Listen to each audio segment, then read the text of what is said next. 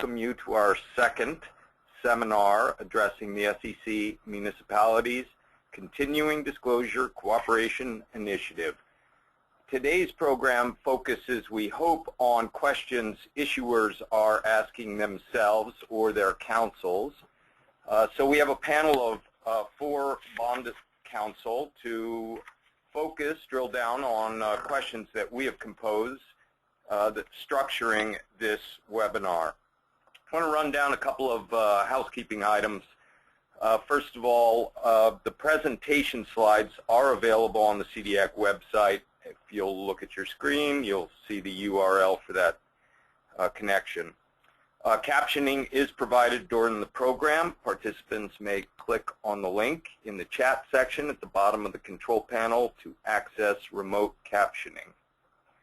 To submit questions during the course of the webinar, go to the GoToWebinar control panel.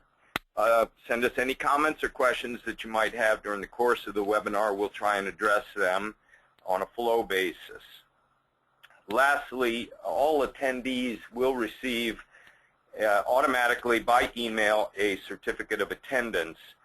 For the attorneys seeking MCLE credit, however, there is a different process. You will have to email CDAC directly at cdac_education@treasurer.ca.gov, and we'll complete that process for you.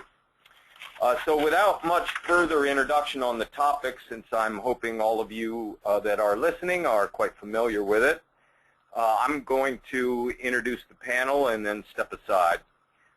Facilitating today will be Dan Deaton, partner with Nixon Peabody, represents governmental agencies, nonprofit corporations, underwriters, and others as bond counsel, disclosure counsel, and underwriter counsel in a variety of tax-exempt and taxable public finance transactions.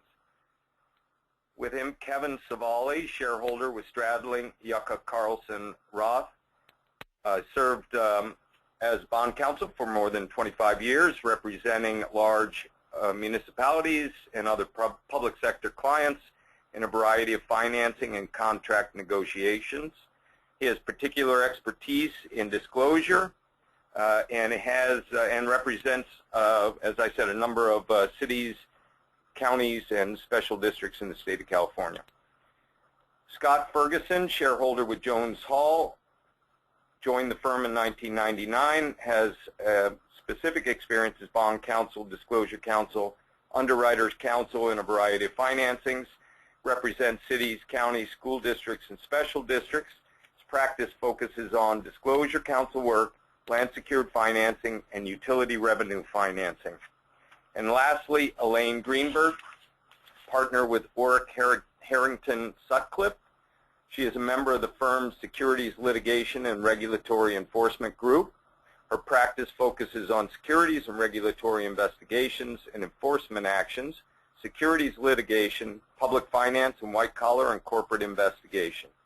She has more than 25 years of securities law experience, and having served as a senior officer in the SEC's Enforcement Division, has deep institutional knowledge of the SEC's policies, practices, and procedures. So with that, I'll turn it over to Dan. Thank you for being part of the discussion today, all of you.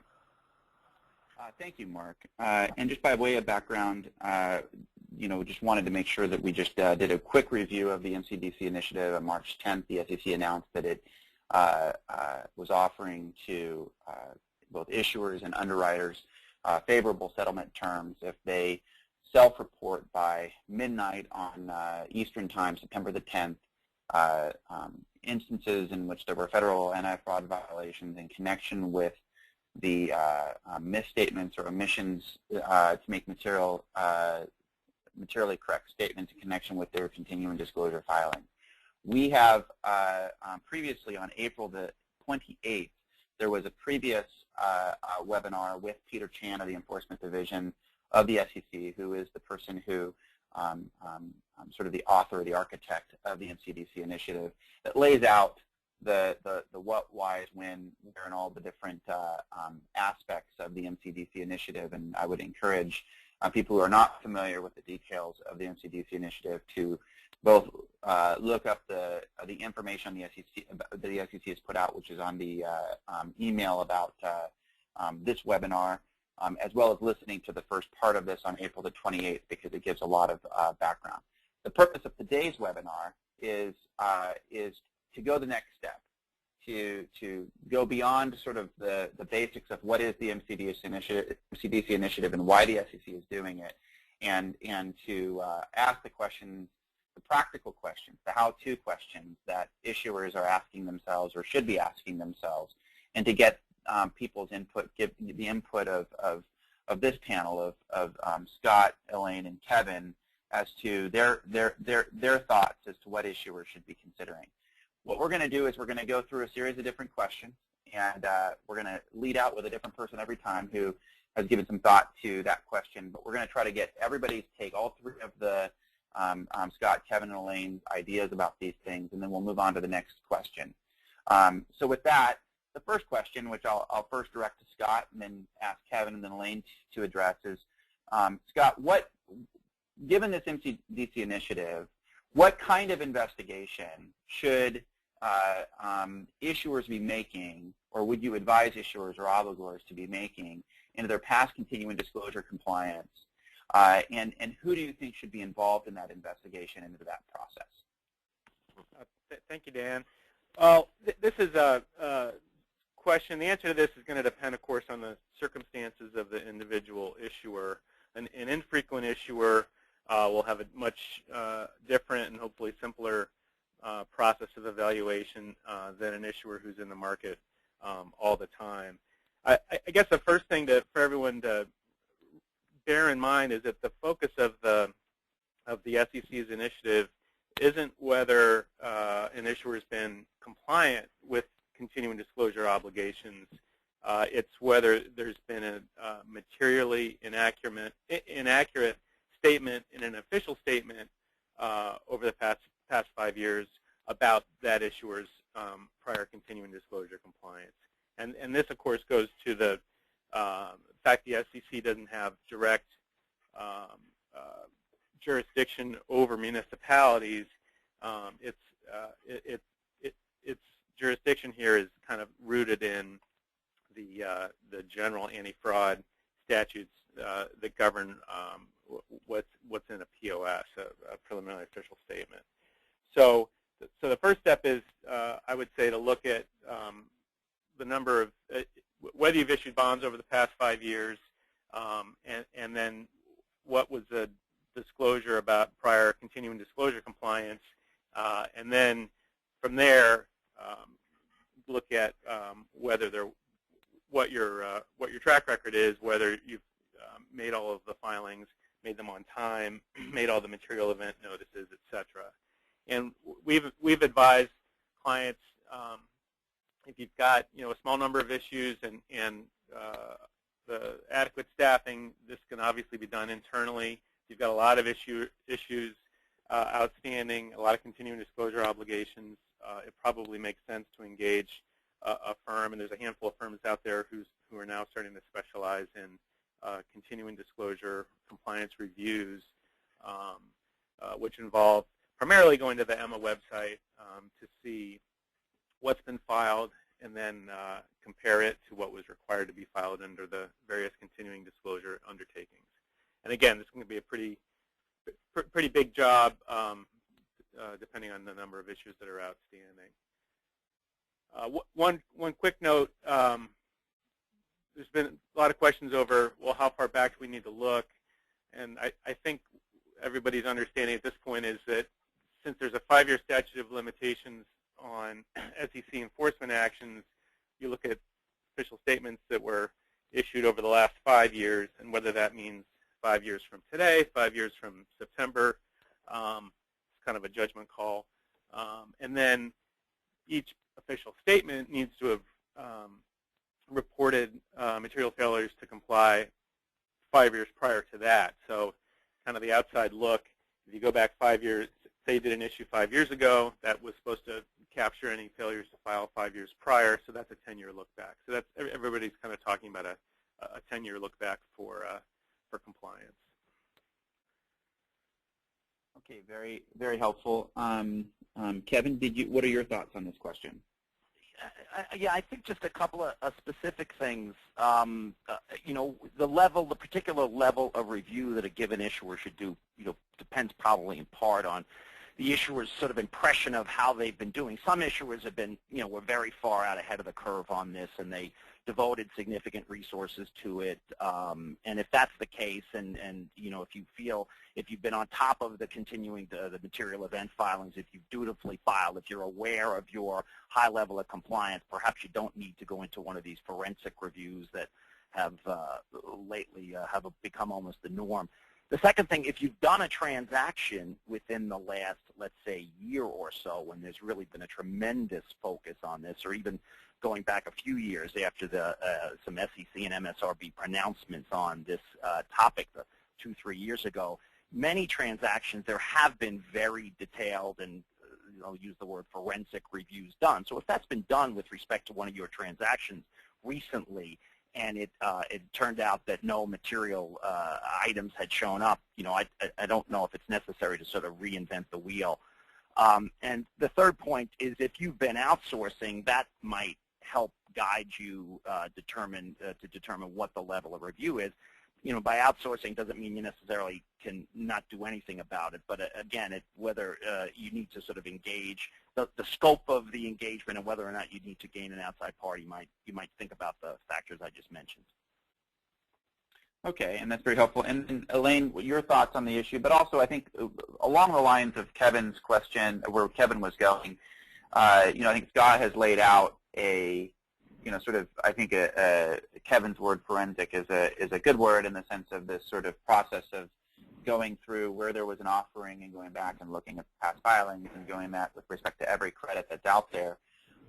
In addition to your thoughts of what the scope of that should be, any thoughts as to when maybe it is that somebody, as Kevin was saying, doesn't need to do that? Well, clearly if there hasn't been any bonds issued in the past 5 years, so there's no OS out there, then you would not have to basically do anything, because just to reiterate, the basis of a possible SEC enforcement action here would be material misstatements that are contained in official statements.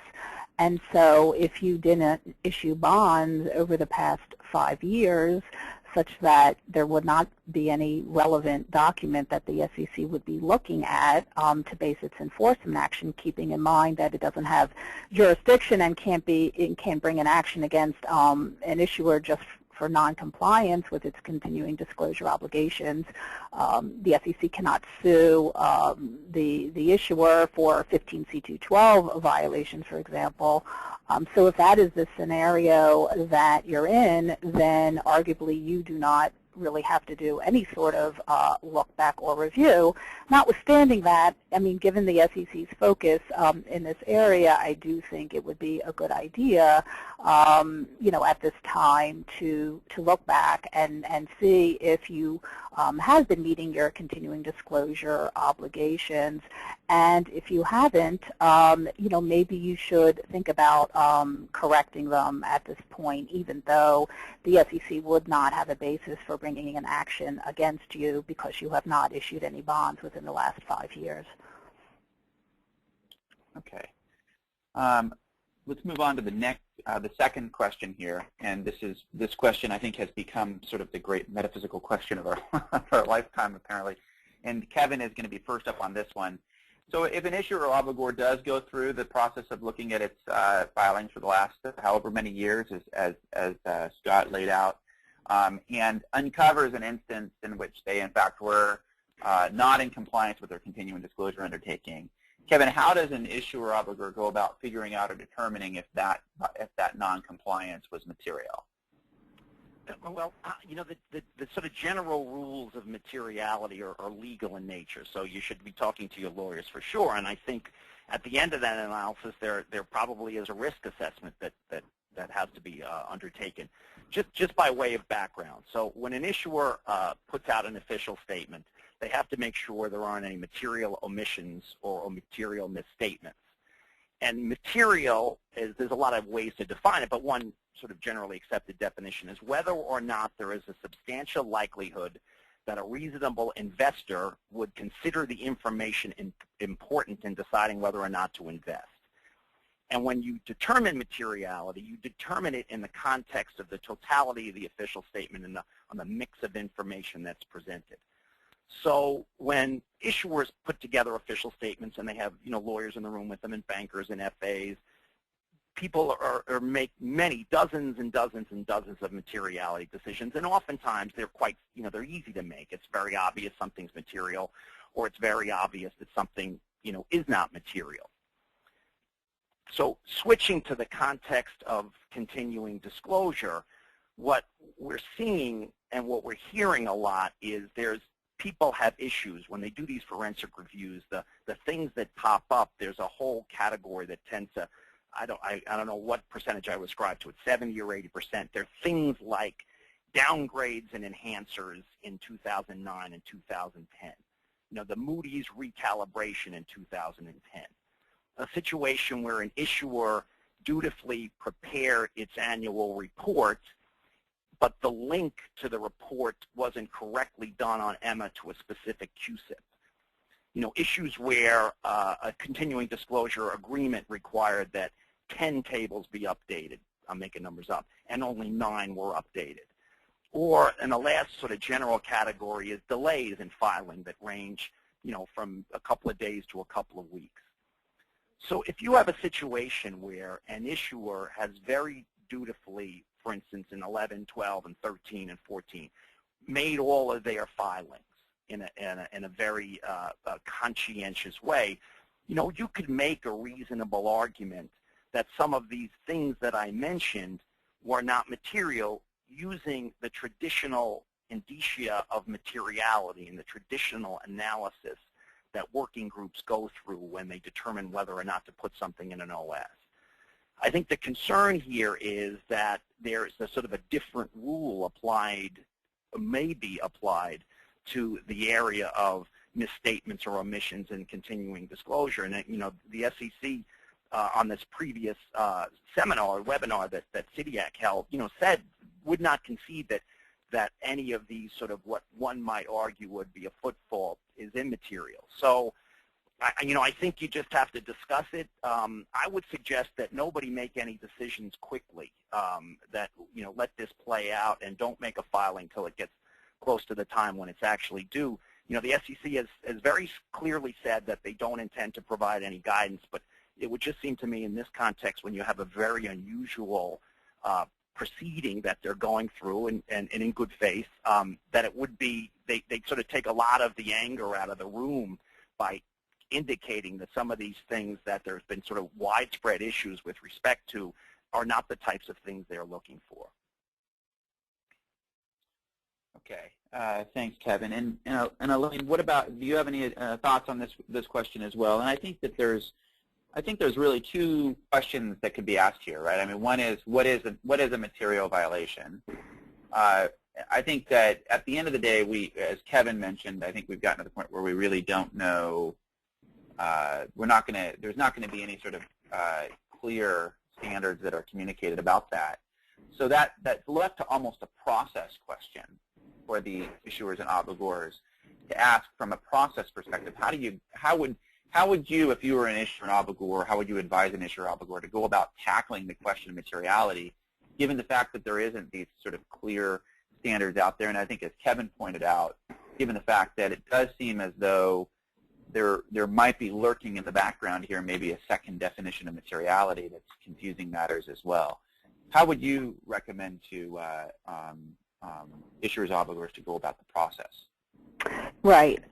So, I mean, given this wide spectrum, arguably, of materiality from the situation where, for example, say you haven't filed an annual financial statement, that would be probably the most extreme and most clearly material violation, to a situation, where maybe there's a couple missed QSIPs, you have a rating downgrade of an insured during the height of the financial crisis. So how do you get a handle, on all of these, various instances?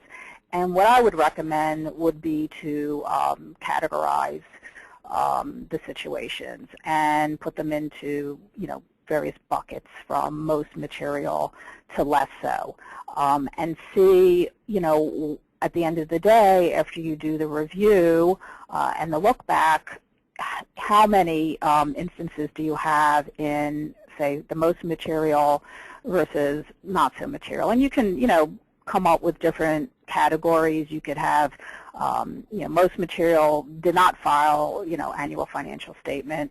Then going down the road, did file it, but 100 days late.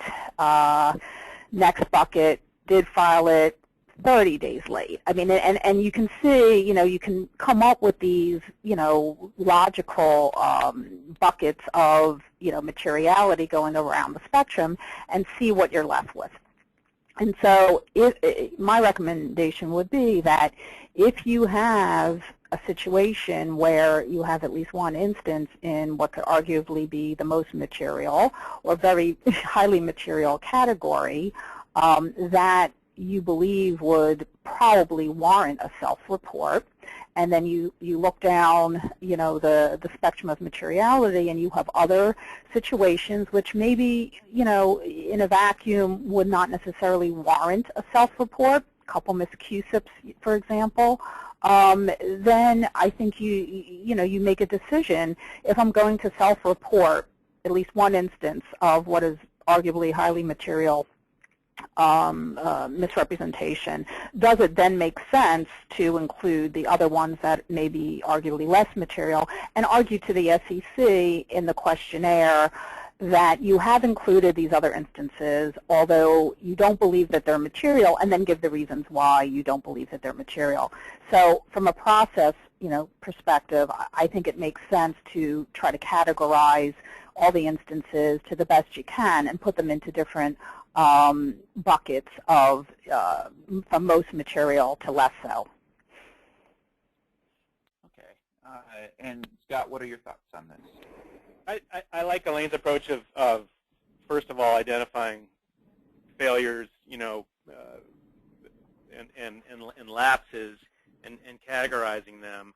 And I would just note, the questionnaire does have in the last point, please include any facts that the entity would like to provide to assist the staff of circumstances that may have led to an inaccurate statement. That's kind of opening the door to, as Elaine suggested, going ahead and reporting failures that may or may not be material, but that the judgment calls too hard to make, and then you explain, we're including this, but we don't think it's material, and here's why. It occurs to me that at some level there may be a certain desire to over-report or report more than might otherwise be reported, both because you are permitted to give your explanation, and at some level, I think some issuers might conclude that better not to second guess what the SEC might say when it comes out in the wash, and just to report everything. It's probably worth mentioning, just on the questionnaire point, that it is if I understand it correctly, that by signing the questionnaire, even if you make an argument that something's not material, you sort of leave it to the commission to decide. You don't sort of preserve your argument. You don't preserve the right to disagree. If I understand, by the way the questionnaire is worded, you sort of agree to sign the order, if I understand it right. That's right. Yeah, and as Peter covered in part one of Peter Chan of the SEC Enforcement Division, the architect of the MCDC Initiative, covered in part one, one of his observations or points that he insisted on not being a recommendation is that issuers and obligors may submit a self-report and note that they don't believe that something is material. And the enforcement staff expects to sort through some of these and expects to be in a position where on many of these it will conclude that they are not in fact material misstatements in the offering documents, in which case they will not require the issuer obligor to go forward with the settlement agreement and the cease and desist order. But as Kevin noted, once the issuer or obligor submits the self-reporting form and files under the MCDC Initiative, if the SEC enforcement staff concludes that it was a material misstatement, they must now move forward to the settlement agreement. I would just add one thing. There is, beyond the SEC enforcement staff, there is the commission itself, which will ultimately be the final arbiter of what is material. So even though the SEC staff may put forth a recommendation, make its arguments why certain instances rise to the level of materiality from a legal perspective, the recommendation then has to go up to the commission itself, which then will have a say whether or not it agrees with the SEC staff regarding the materiality analysis. So it's really going to be the commission itself that will be the final arbiter as to what is material, and if it deems these instances to consist of material misrepresentations and omissions, it's at that point that they would be included in the enforcement action. Okay, good point. All right, moving on to the third question. This is an issue that has arisen out of the so-called modified prisoner's dilemma question that has circulated about the MCDC Initiative. Given the fact that the MCDC Initiative provides for both underwriters and issuers to self-report, it has arguably placed it, or in fact, potentially by design, has put issuers and obligors and pitted them against the underwriters. And there being situations where underwriters might self-report with respect to certain offerings that issuers and obligors aren't as sure that they would want to self-report. And so starting with Elaine, if an issuer or obligor finds out that an underwriter is going to self-report with respect to an offering, but the issuer or obligor doesn't believe that offering document contained a material misstatement or omission, what are your thoughts as to what the issuer or obligor should do about that, or how they should approach the problem?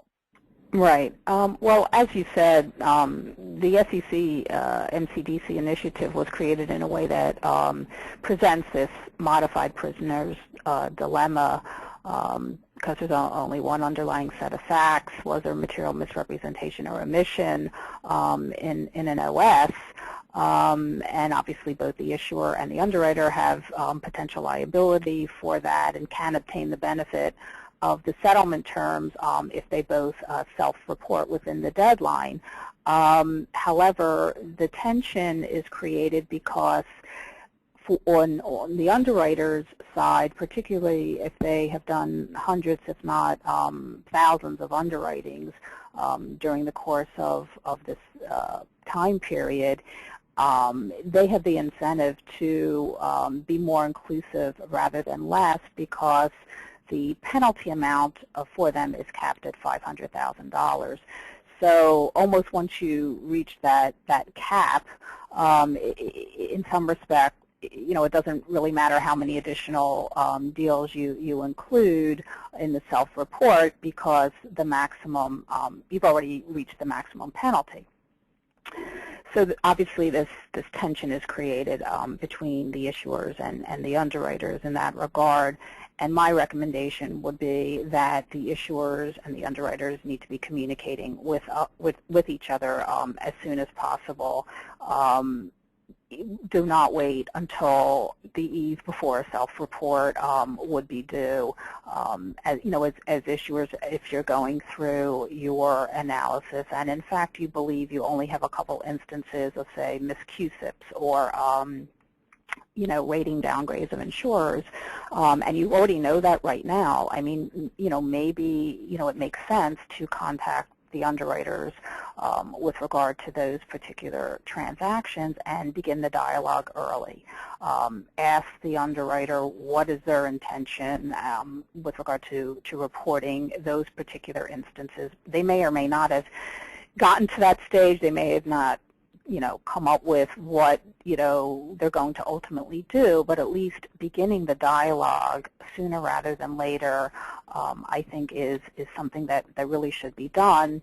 And having a discussion about, look, I mean, we understand, as an underwriter, you've done many deals. From your perspective, include more rather than less. We understand that, but for us, there are only a few of instances here which we do not believe are material. We have, been in compliance with everything, for all these years. We really don't want to be the subject of a self-report. I think, if the underwriter, notwithstanding all that, still wants to include those instances in the self-report, I think that in that section, in the report, in the self-report, in the questionnaire, where it talks about circumstances, perhaps the underwriter can put in all the arguments why those instances do not rise to a level of materiality, and that they're being reported just sort of, to be all-inclusive, an abundance of caution, just putting everything in there for purposes of the self-report, but yet argue why they're not material. And I think at that point the issuer needs to make an assessment whether or not they are satisfied with that characterization in the issuer's self-report, such that they do not feel the need to self-report themselves, but it's going to be, a risk analysis. Again, going back to my earlier comment, looking at the totality of all, of your disclosures over the course of, 5 years or more, is this really the only sort of blip that you have, or maybe a couple miscusips, a couple, rating downgrades, such that you could argue, if the SEC would then come and ask, look, we got a self-report from an underwriter, your bonds are included in that, we see we didn't get a self-report from you, that you would say, yes, these are immaterial situations. In the totality of the circumstances, we believe that we have materially complied with our continuing disclosure undertakings. Okay, good. And Scott, I mean, moving on to you. I mean, how concerned should an issuer be or obligor be if they don't file and an underwriter does file? I mean, what situations would you think that an issuer or obligor would move forward? And I mean, I think Elaine described a good process of a good dialogue between the issuer and obligor and then the underwriter on one hand. Is there a point at which an issuer or obligor should feel comfortable moving forward without filing if an underwriter is filed? Well, I think it goes back to that same materiality analysis and the risk analysis that we've been talking about. I mean, it comes down to how does the issuer feel about the failures to file that have been identified, and if on balance they feel that there's a good argument that they were not material failures, and the failure to disclose them in their OSs was not material, then I think then they can have comfort in not doing a filing. But I think Elaine's point's a good one. If your bonds show up on an underwriter's filing and you didn't make a self-report yourself, that's going to be a red flag, and that's obviously seems to be one of the things that this initiative was designed to do, to highlight differences like that. I do think, as a practical matter, I mean, most of the underwriters that we work with, and the underwriters that are left in the business after a lot of consolidation over the last few years, are having to sift through thousands of issues, and I think just the sheer volume and the practical concerns make it very likely that underwriters are going to report more rather than less. I don't think there's going to be time for the kind of materiality analysis that we've been talking about, and that individual issuers probably will be able to make. So I suspect we're going to see a situation come August where the underwriters are going to make more kitchen sink filings than anything, and that issuers are really going to be in this position of having to decide And I don't know that there's going to be time for a lot of dialogue either. I doubt the underwriters are physically capable of, having conversations with their underwriter clients to decide, this lap should be on the list, that lap shouldn't be on the list. I just don't think that there's, given the short time frame, between now and September 9, that there's going to be time for any kind of meaningful conversations along those lines. So I really do think it's going to be the issuers making this determination on their own. I just have two. Yeah, Kevin. Sorry, go for it.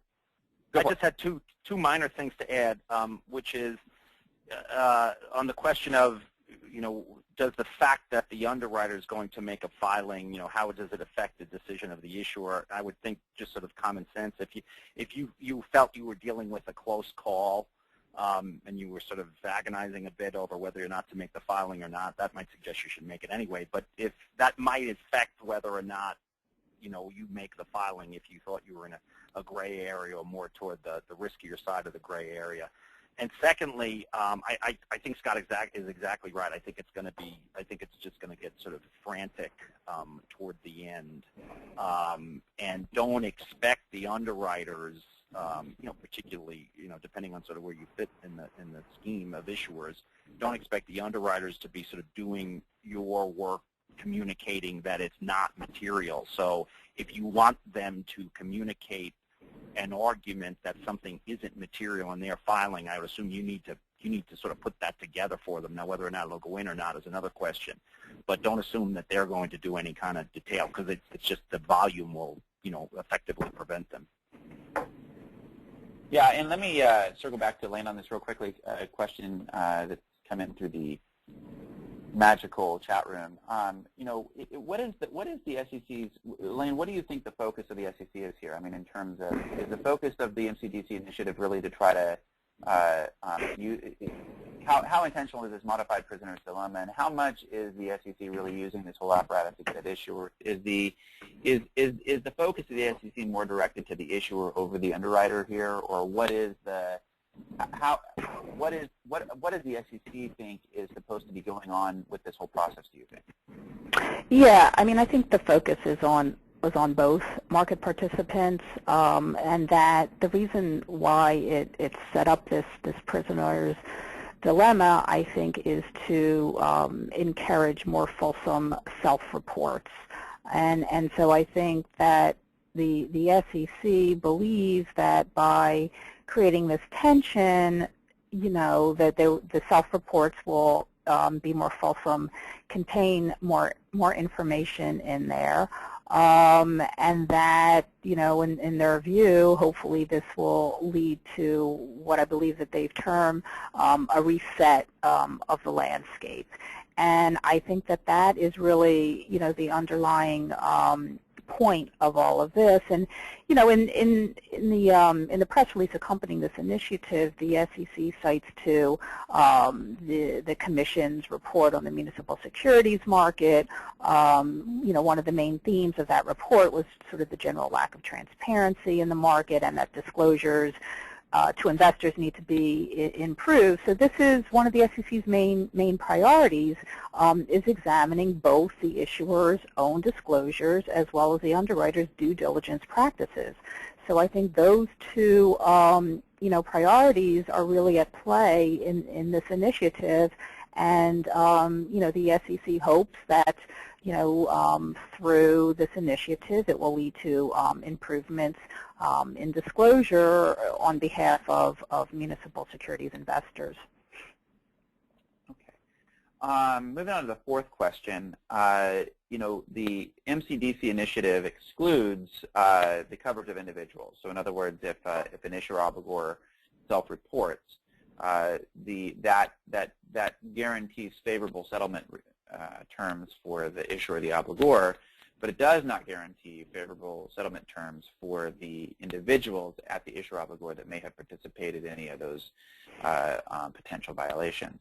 So starting with Scott, how should an issuer obligor go about managing the question or the potential that some of the individuals may be involved or may have participated in that in a way that may expose those individuals? and won't be covered by the favorable settlement terms.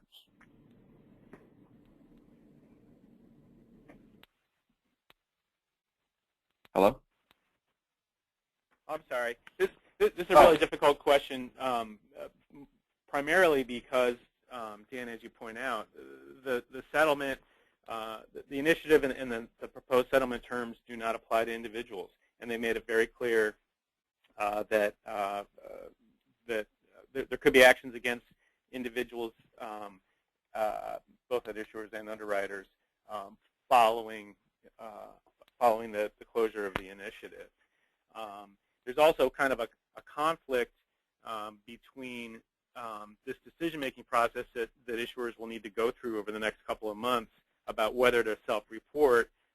The very people that could be taking the lead on making that decision could also be the ones potentially exposed to individual liability if the SEC were to choose to do so.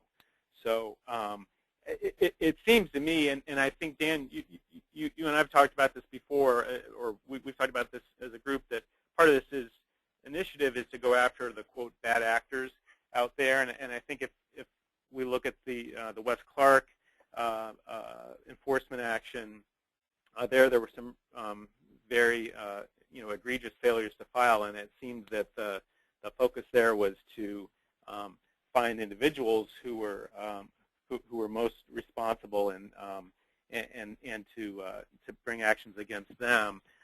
It could be said that part of this initiative is to find, again, patterns of real egregious failures to file, and then use that as a way to then target individuals later for enforcement actions.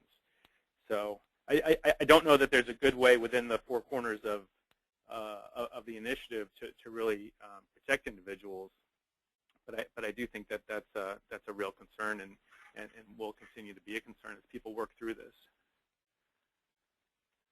Okay, Kevin, did you have some thoughts on that question? Yeah, I mean, I sort of agree there's no good answer to this. I mean, clearly what individuals, would be most concerned about would be sort of a determination that the failures were either reckless or intentional. That's really the sort of thermonuclear conclusions against individuals that you want to avoid. And I'm of sort of two minds about it. Part of me thinks that in connection with the filing, perhaps, obviously you need to be transparent and you have to be truthful about it, but perhaps the facts can be stated in a way so supportive of the fact that it was merely negligent or certainly wasn't reckless or intentional. Now, litigators might say that's the last thing you want to do, is to start to get into those kinds of details, because that becomes the record on which this litigation-type proceeding. I mean, I think that's my final comment on this. This is, certainly from an individual's perspective, a litigation-type proceeding you're entering into. So, if there's a significant concern as you look at the facts that, hey, this could be viewed as reckless or this could be viewed as intentional, you need to get the litigators involved quickly. Yeah, and I think as we've mentioned in prior conference calls, the importance, there's really sort of two sets of issues that are here. One set of issue I think we've addressed is making, not unnecessarily sort of exposing individuals or so on. And I think Peter in part one of the webinar was very clear that from the SEC's perspective, the reason and the purpose for excluding individuals is really reserved for what they really consider to be some really bad instances of conduct, and being able to have the capacity to manage through the individuals on that level. But there's a second sort of question here, Elaine, that would be helpful for you to address, is also just the conflicts of interest that are there, and how should an issuer or obligor manage the potential for a conflict of interest of an individual who might be in charge of the process and might actually be involved in the process of making the decisions and sorting through all these various complicated questions for the issuer obligor, but may thereby actually have these issues for themselves as well. And how would you suggest that they deal with those issues? Sure. Well, As the SEC has indicated with regard to potential actions against individuals, it, involves a case-by-case assessment of the facts and circumstances, including the evidence regarding the level of intent, and other factors such as cooperation by the individual. So, with that in mind, we've been talking about, does the state of mind of any individuals here entail what would be scienter, intentional, or reckless conduct? I think, clearly that if there's evidence of that, then the SEC, would most likely be more interested in pursuing individuals, with regard to that versus not. However, I wouldn't go so far as to say that there would not be instances where just on a negligence standard, such as, what is being offered here for the self-reporting initiative, that the SEC could bring an action against an individual just based upon a negligence standard, if it thought that the situation was nevertheless, notwithstanding, maybe the lack of intent or recklessness, that the individual really was so negligent in complying with their responsibilities, with their duties, maybe had a fundamental lack of understanding of, what it meant to have compliance with the federal securities law. So I do just want to put that out there that, I think a lot of this has been, discussed in the context of, really bad actors, that would give rise to a scienter-based charge. But, I could see a situation where an individual who was merely negligent could in fact, be charged with securities fraud, albeit on a negligence basis. So going through, the other point, which is cooperation by the individual. So, if, for example, there is an individual who bears the brunt of responsibility for maybe some of the conduct that occurred during this, the past 5 years, whether or not it makes sense for that individual to be part of the cooperation effort. This is a cooperation initiative. It does not cover individuals in that they can't, come forward and fill out one of these forms. Nevertheless, I think they could come forward in a cooperative mode, and that would be something that the SEC would consider in determining whether or not it felt the need to bring enforcement action. And in terms of the conflict, so this, points up the conflict between the institutional entity and the individual. And I would say that, as issuers are going through the review process, if they become aware of what could be problematic facts or circumstances where they believe that an individual could have liability here and that the SEC may in fact want to, conduct a further investigation, I think that there may need to be a discussion about whether or not to recommend to that individual that he or she obtain separate counsel.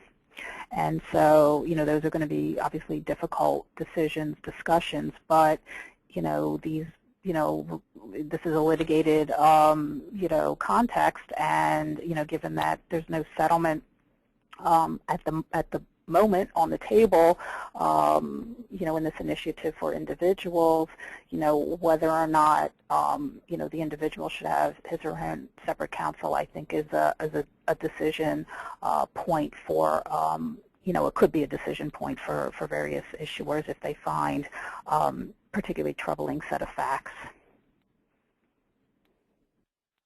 Okay, moving on to the next, the question number 5, Kevin. I guess this is ultimately the $1 million question, which is, given the past investigation and all of these different issues that we've been talking about, these questions that we've been talking about, what is the threshold decision? At what point does an issuer look at the facts and circumstances and say, we think it would be in the best interest of us to go ahead and self-report?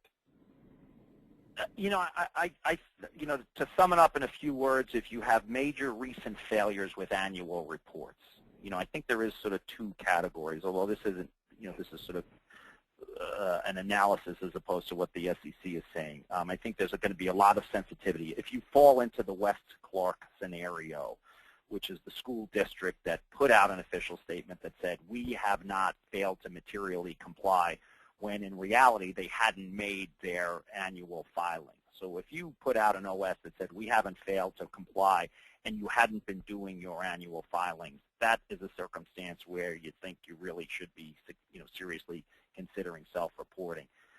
We've talked earlier in the call about, other indicia. If it's a foot fault and, 4 years and 340 days ago, that's the other end of the spectrum. But I think there is particular sensitivity, at least it would seem to me, on the annual report side.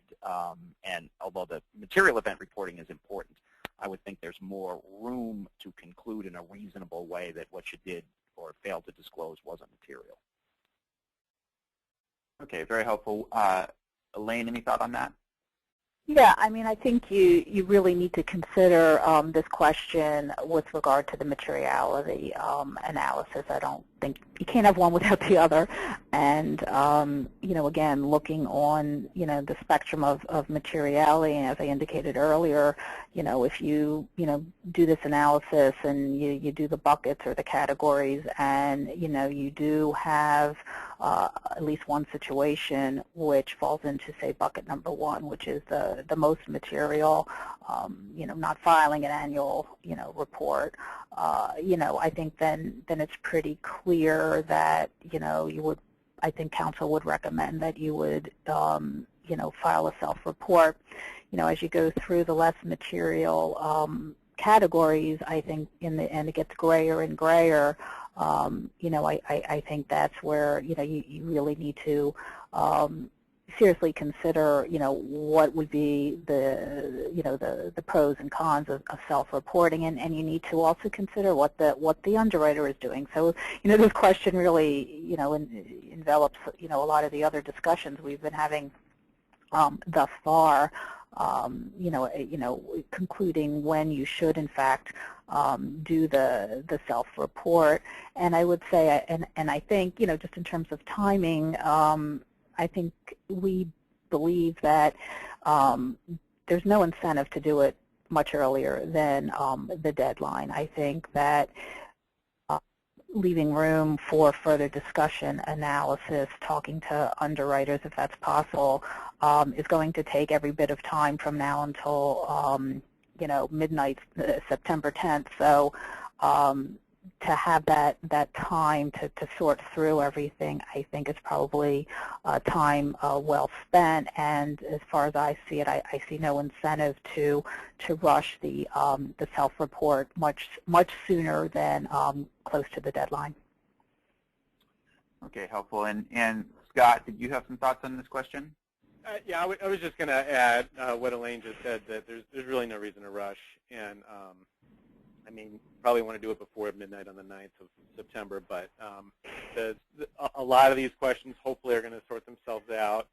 There's also been a suggestion that that the pressure will be brought to bear on the SEC to extend the deadline, although I think we've had at least one, if not more than one, very definitive statements from, I think it may even have been Peter Chan of the SEC, stating that, that there is no plan to extend. So I would say no reason to rush, but plan to get something, if you're going to submit, or at least have your decision in hand by early September.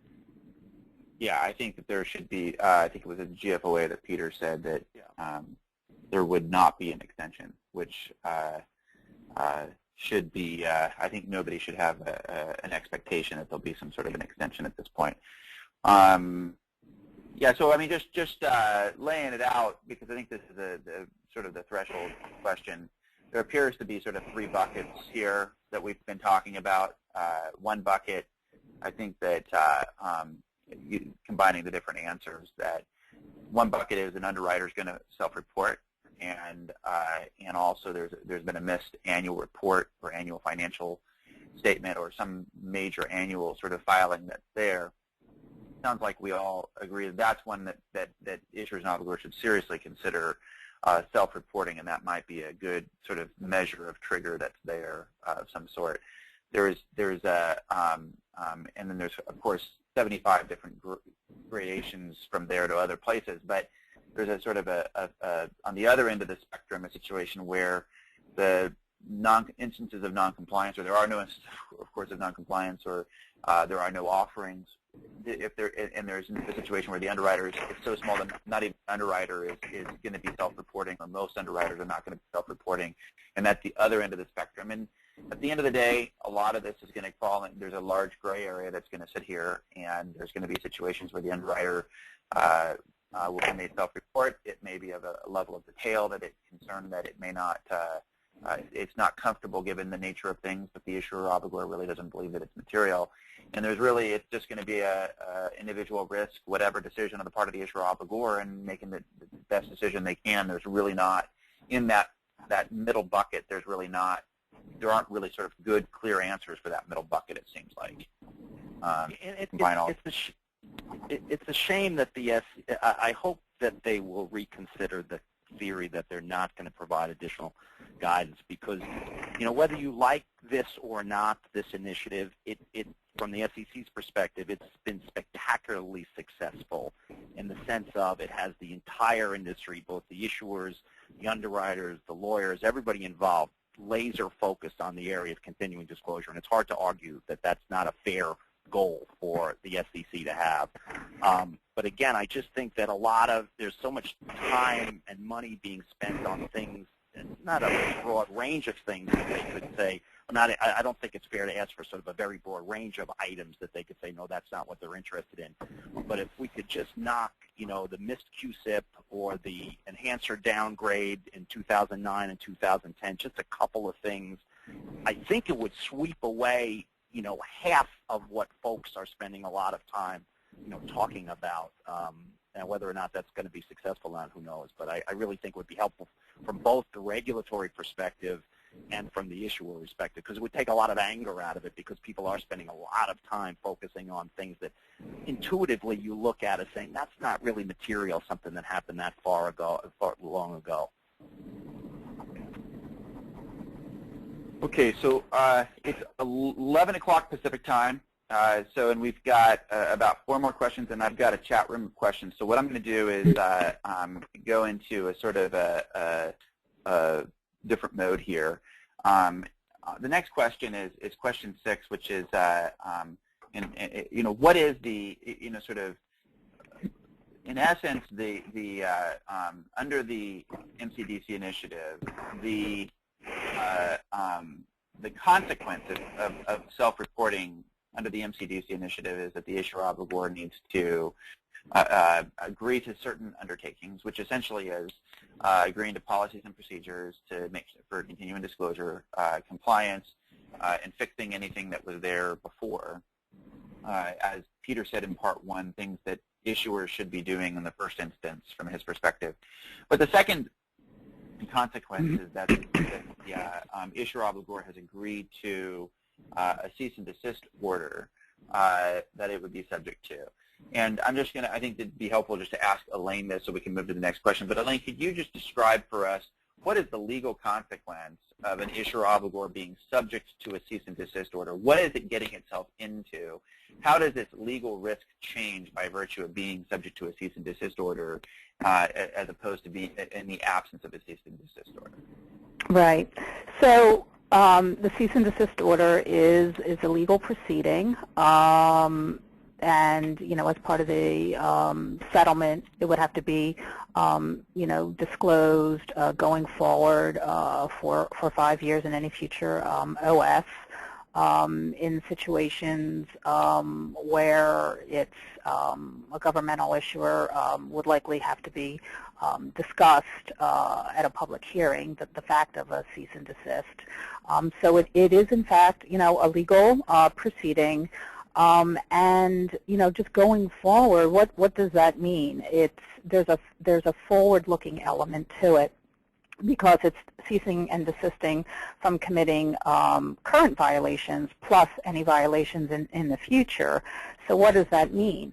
So suppose a couple years from now the issuer fails to file its annual financial statement, or some other problem that is akin to what would be the subject of the cease and desist.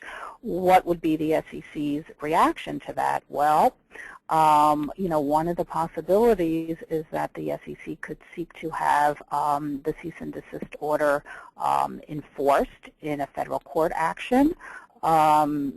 Keep in mind that that exactly is what the SEC is doing currently with respect to its enforcement action against the city of Miami. Years ago, the city of Miami was subject to a cease and desist order.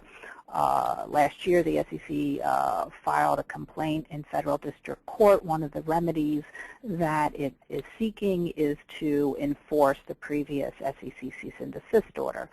So SEC, ratcheting up the forum, going into federal court, ratcheting up the remedy, what it is seeking, in that instance. So I think everyone should just keep in mind, this is a legal proceeding, and it does have some future consequences. So you need to be, really careful to make sure that, once you sign up to this settlement, that you, keep in compliance and are really careful not to engage in any future violations, because that would be, that is the subject of the cease and desist order.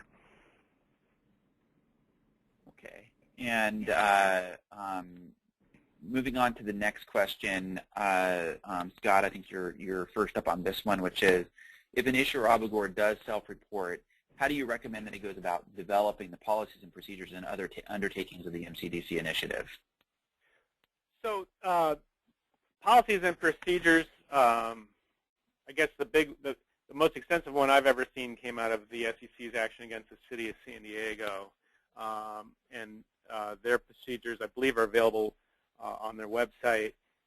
There have been other issuers in California that I'm aware of, some larger issuers, I guess, that have since also adopted policies and procedures for disclosure,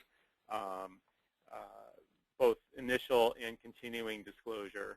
I would say San Diego's are probably the most extensive and the least practical for a lot of issuers, but there are kind of basic steps, a basic framework of any policy would include identifying, it's basically establishing internal controls, systems for review of disclosure documents in a way that ensures that the appropriate internal staff members of the issuer, as well as appropriate consultants like disclosure counsel, financial advisors, et cetera, are involved in the process to make sure that nothing gets missed and then things get adequately disclosed and filed on time. So identifying what is a disclosure document, obviously an official statement, continuing disclosure filings, also an audit. Audits are have been the focus of a couple of recent SEC actions, and it's clear.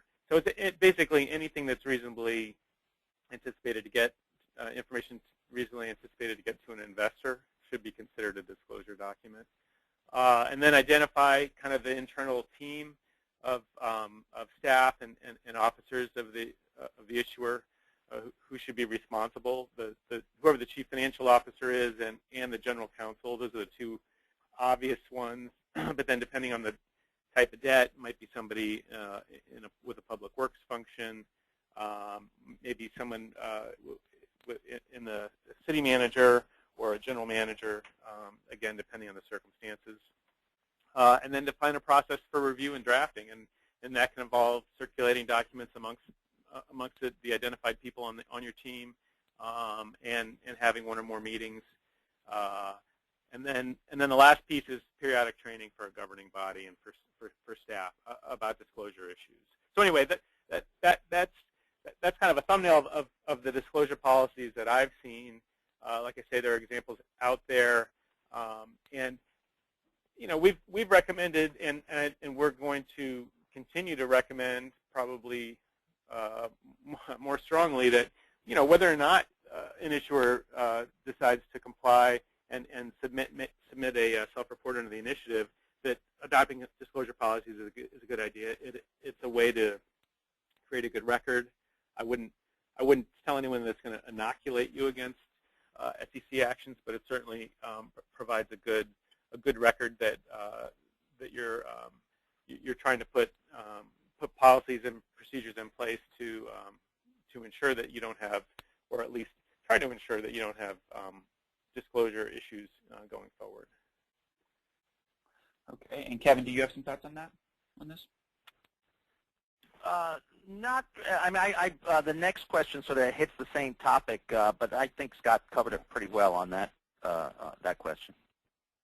Okay, and Elaine, how do you think the SEC internally looks at the question of policies and procedures? I mean, do they have some high points and some basic issues that they're looking for?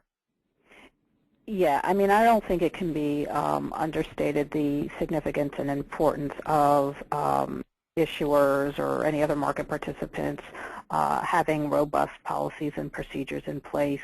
That is one of the key things that the SEC does look at when it's conducting its investigations, because these are fact-finding investigations.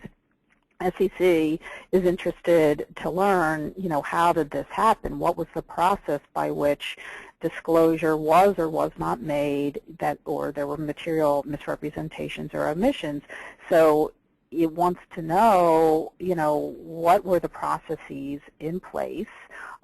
Were there sufficient policies and procedures? If there were sufficient policies, that's one thing, but is it, a policy that was just, drafted and stuck up on a shelf getting dust, that no one was really implementing them or no one really knew what to do with them, such that the policy itself was really ineffective and in practice was not really being implemented effectively. And then, in terms of everyone knowing what their role was on the team, who was responsible for what, and having clarity in the entity as to there's no question that it's so-and-so's responsibility, and to identify those individuals not by name but by title, because over time, obviously, those individuals, will change. So it's important that, the title, is it director of finance? What is that individual responsible for?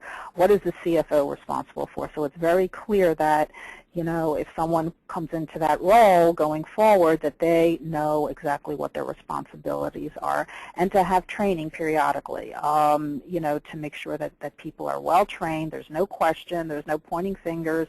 Everyone knows who is responsible for what. That is of critical importance to the SEC. If you look at many of the SEC orders going back over, the past year or so, there is a discussion in there most likely about policies and procedures or lack thereof, and so that is a big deal for the SEC. So to be proactive now to guard against future scrutiny with regard to continuing disclosure or just general disclosure, whatever your obligations are under the federal securities laws, make sure you have robust policies and procedures that are effective, are in place, and that people are well trained with regard to them.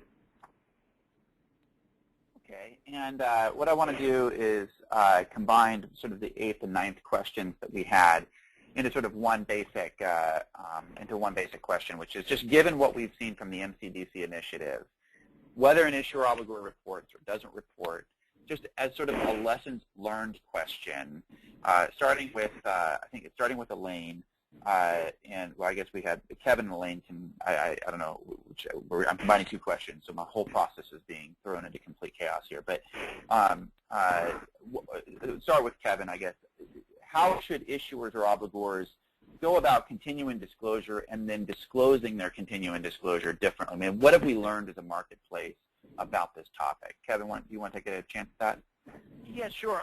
And just sort of continuing the thought from the last question, which is what I was thinking about, is I think that's exactly right. Designate the official. One, as a practical thing that I have seen issuers do is to tie the continuing disclosure into sort of an accounting function. And I've seen many issuers, and it seems to me to be successful, actually have a tab in their CAFR that's sort of, the last tab, and it's not necessarily the subject of the outside auditor's report, but a tab that's required disclosures or bond disclosures. Because my impression is that the accounting, sort of the accounting side of the house in the municipalities, they're tied into this concept of, since they have to prepare the annual financial reports, they're sort of tied into this concept that each year annually this thing has to get done at a certain time, and I've seen that to be very effective. For ratings, I would suggest people think hard about outsourcing that. It's my understanding for fairly modest fees, you can have a third party, you give them your QSIPs and they will dutifully notify you basically instantaneously when your rating changes and even file the report for you. So these rating changes, that might be something to think about outsourcing. Talking about disclosing continuing disclosure compliance going forward, I think, people are obviously focusing. I think there's a little bit of an overreaction now. You see a lot of official statements. I think because of the uncertainty that we've been talking about throughout this call of what's material or not, there's a lot of, frankly, minutia being described in official statements. I don't really think that's necessary. And I would suggest to be very careful that, except under the sort of most egregious circumstances, don't concede any material statement in an official statement that any particular filing was a material failure. So, in other words, there's two different decisions. You might describe a failure to file, but you don't necessarily have to concede that it was a material failure in an OS. Okay, thanks, Kevin. Elaine, do you have thoughts on this combo question of sort of what have we learned and how do we do these things differently moving forward? Yeah, I mean, just to follow up on, disclosure in the OS, I agree. Avoid using any sort of legal terminology such as materiality. Better just to state the facts because it preserves arguments down the road, whether or not something was in fact material, because, you can have, you can voluntarily disclose more than what is required, so better just to, to state the facts without characterizing it as material. Also, just be very careful in what you say in your OS, and always keep in mind what exactly are your obligations in your continuing disclosure agreement. You really need to read those carefully and to understand what exactly is required, when is it required, and before you even put anything down in paper in the OS section regarding continuing disclosure, you really need to have the CDA in front of you, and so you can't come up with any disclosure in the OS without having what the requirements of the CDA are, and they can vary, obviously. So know what your CDA says backwards and forwards, and be very, very careful how you disclose your compliance in the OS. Okay. And Scott, do you have any thoughts on this question?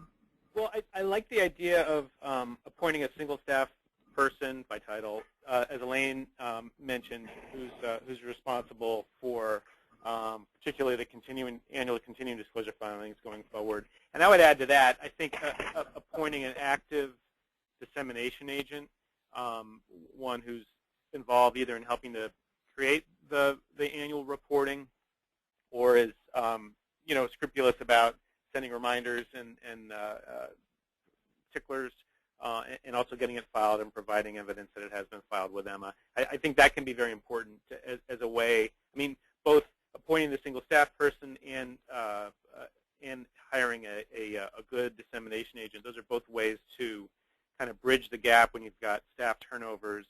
And you get these gaps in institutional knowledge, which oftentimes I think can be the cause of gaps and lapses in things like continuing disclosure. I think the other thing along those lines is, I mean, we've seen this for the POS disclosure of prior compliance, we've seen this push to professionalize the review.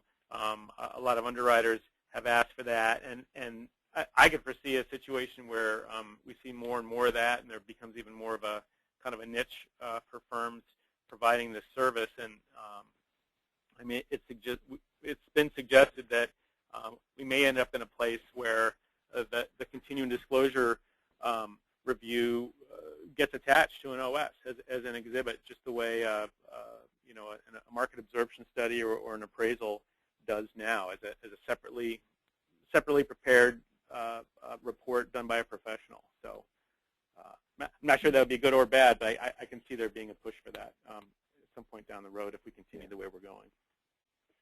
That makes sense. Yeah, I think the biggest lesson learned is that just this is the MCDC initiative is an unprecedented initiative that I think, Elena, if I have listened to it correctly, never in the history of the SEC has something like this been done. Yeah, that's correct.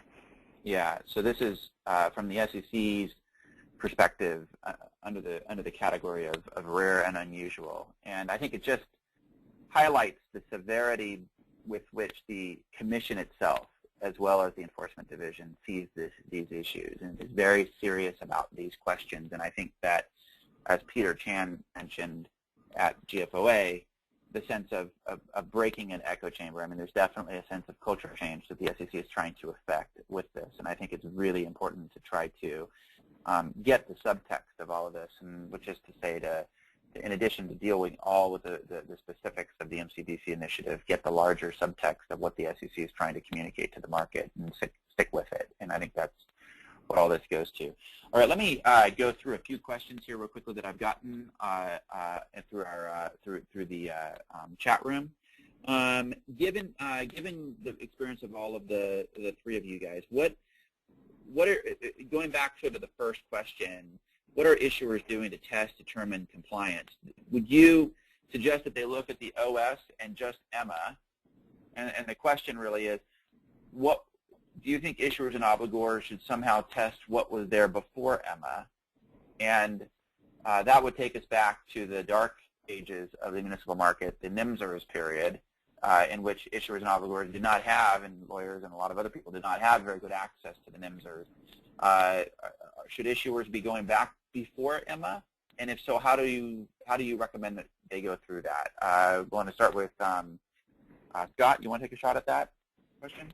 Sure. So the pre-EMA age is a little bit of a black box. I think the Disclosure USA was in effect for, I guess, that fifth year looking back. The problem with Disclosure USA is it provides evidence that something was filed, but not what that something was. So you can't peer down to the next layer to see, oh, okay, an annual report was filed, but what did it contain, and did it comply with the requirement of the continuing disclosure undertaking? So it's and I've talked to people who told me it's very difficult to figure out what exactly was filed. The different NIMSERS really were a scattershot approach. A lot of the stuff was difficult to access, even when properly filed. So, I mean, I think making a good faith effort to do everything you can to determine it, and if people have their own receipts and their own records of what was filed, that's obviously a very good fact. But I think making the best effort in good faith to track down the filings is probably the best you can hope for those early years. Okay. Let me go to the next question, and I'll ask this for Kevin. If an issuer finds that an underwriter is doing review of compliance with past filings, to what extent can the issuer or obligor rely on that review by the underwriter, or should it do its own review of past compliance in any event?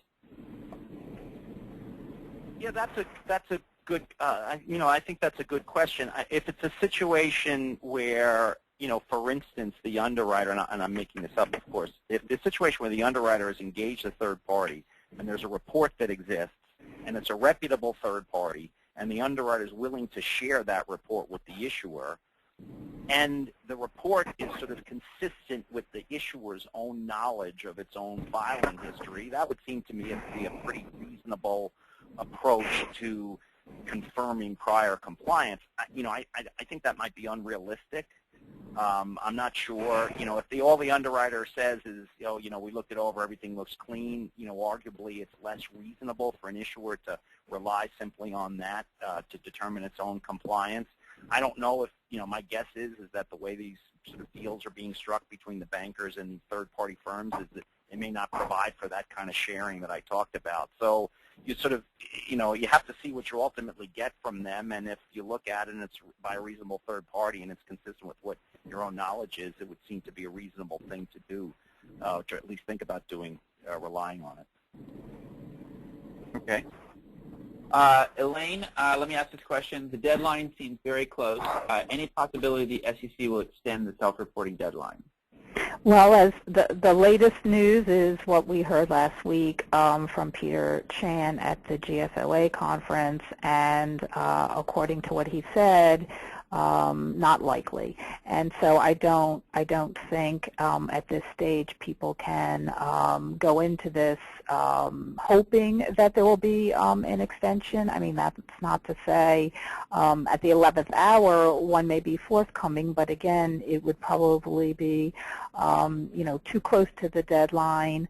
As we saw with regard to the extension of the implementation of the Muni Advisor Rule, it was the actual date, January 13th, that the Commission decided to extend that. But again, that was rulemaking, which is different. This is, in the Division of Enforcement, and as we said, it's something that is a new initiative for the SEC, and I would not hold out hope that there would be an extension, but of course one would be welcome, and if the SEC were to contemplate giving an extension, hopefully it would announce that sooner rather than later, when most people have already done the work and it's very close to the deadline.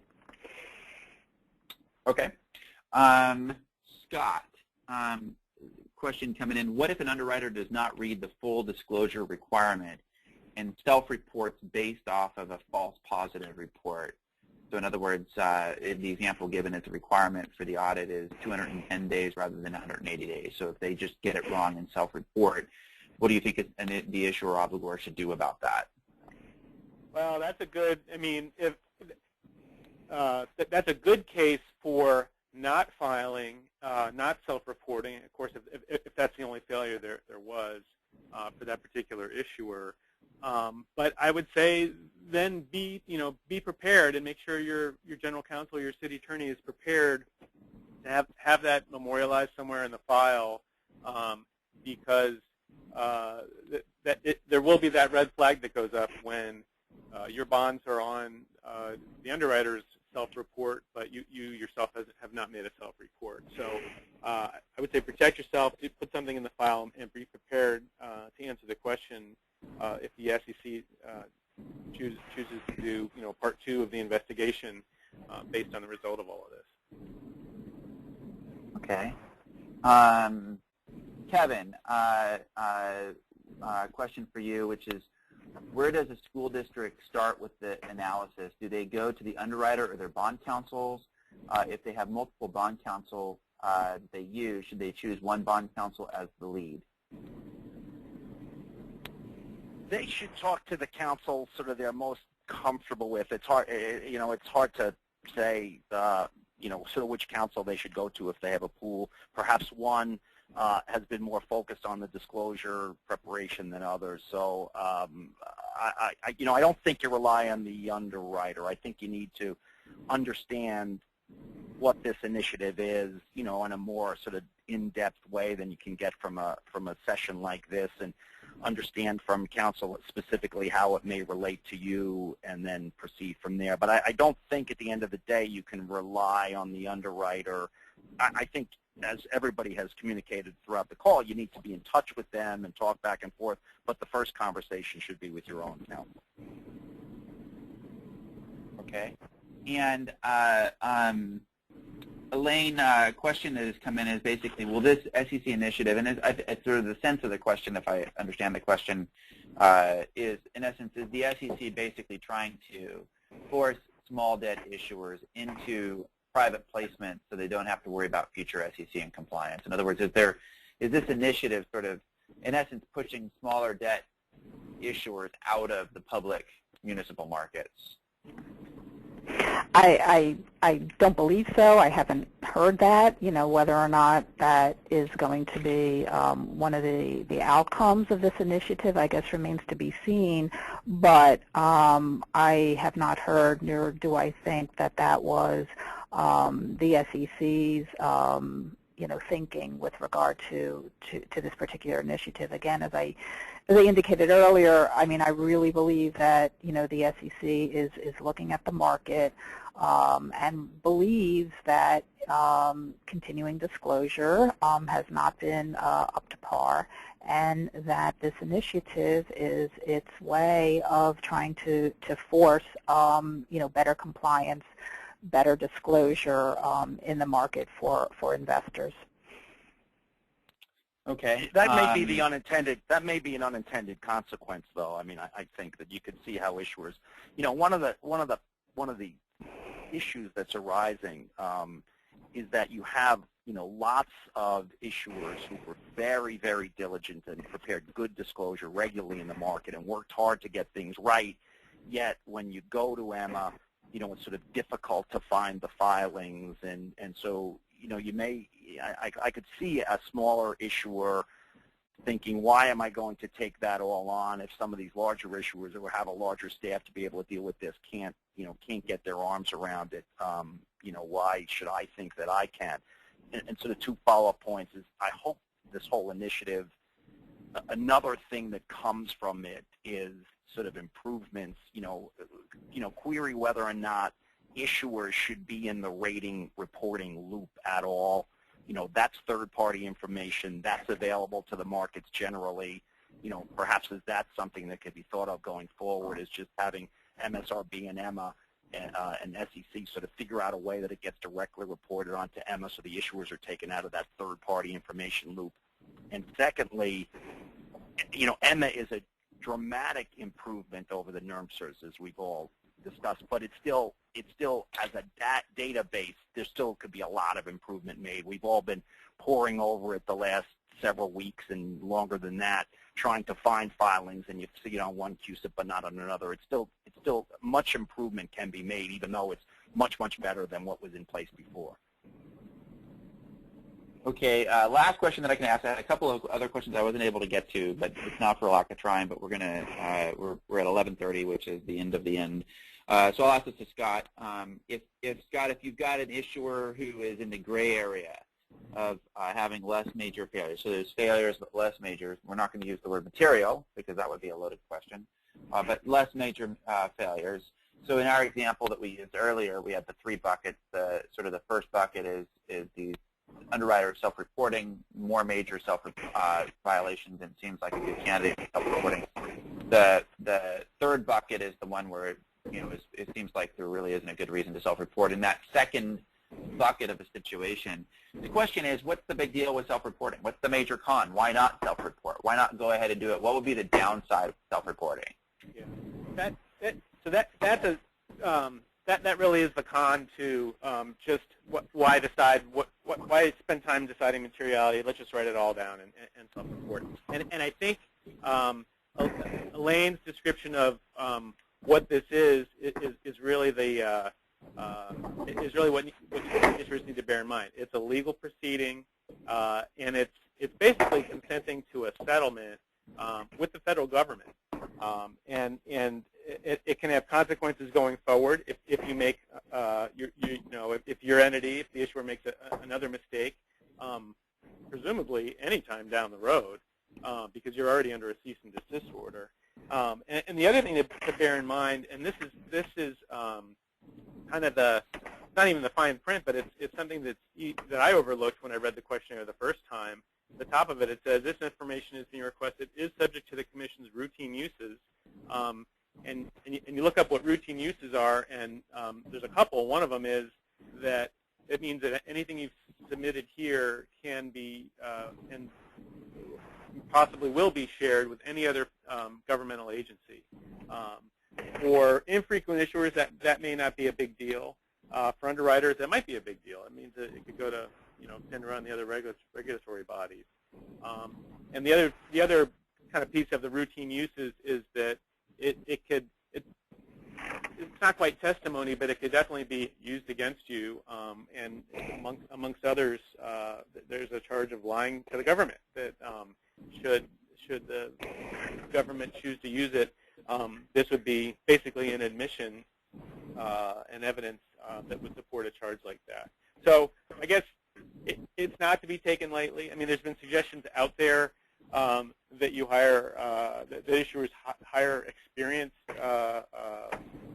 counsel with SEC, representing folks before the SEC. I don't know how many small to mid-sized issuers are going to be able to do that or have the funds to do that. So, but it's still something to be thought of lightly. And